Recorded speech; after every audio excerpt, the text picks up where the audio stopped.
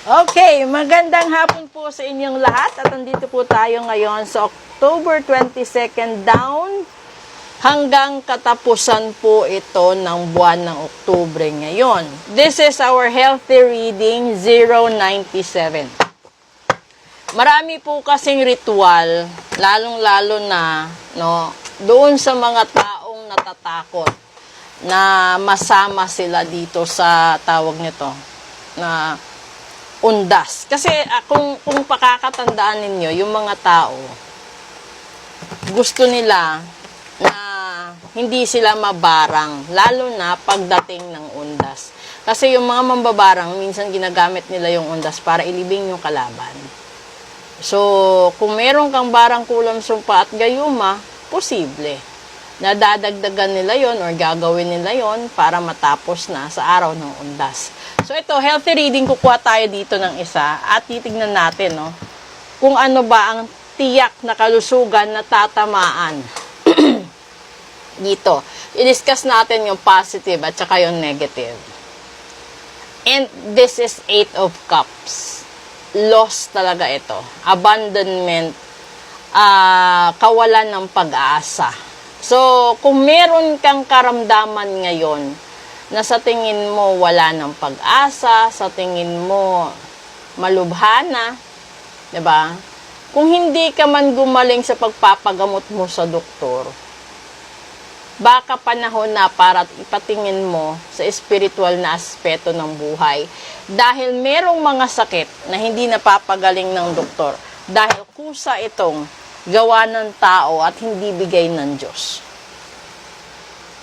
Ito yung mga personal na alitan, Kung maparelasyon ito, posible yung taong nanira sa'yo is ex mo. Or kalaban mo, kaagaw mo. Kung pera naman ito, posible, isa itong tao na ayaw makita na ikaw ay uunlad sa buhay.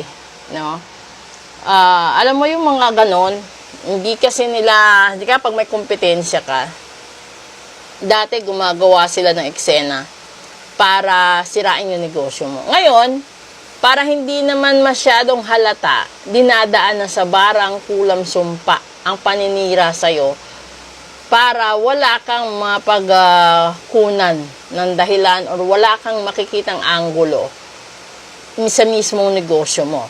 Kung sa relasyon din naman, may mga tao din kasi na kapag hiniwalayan, hindi nila tanggap. So, kung ayaw nilang mapunta ka sa iba, gagawa din sila ng paraan para hindi ka rin makausad. Or sabihin natin, hindi ka rin lang makapunta sa kanila or hindi ka rin mapupunta sa kanya, edi maghahanap na rin siya ng paraan para hindi ka rin mapunta sa iba. Ganon din po yun sa mga tawag nito, agawan sa property, sa mana, yung mga inggit sa magkakaibigan, inggit sa magkakabarkada, na naging dulot ng masalimuot na alitan, minsan humahantong sa hindi magandang away. Isa itong spiritual na journey. Yung alam niyo yung gustuhin kayo ng kalaban niyo na pag-awayin, pwede yun. Kung gusto din ng kalaban mo na manghina ka sa kalusugan mo para hindi ka na makakilos, di ka na makagawa ng mga bagay-bagay, gagawin nila yon. So, ngayon, itong reading na ito, from today up until the end of October, isa itong matinding warning po sa inyong lahat. Kung meron man kayong sakit na hindi gumagaling at pabalik-balik lang, ibig sabihin po niyan is gawa siya ng tao.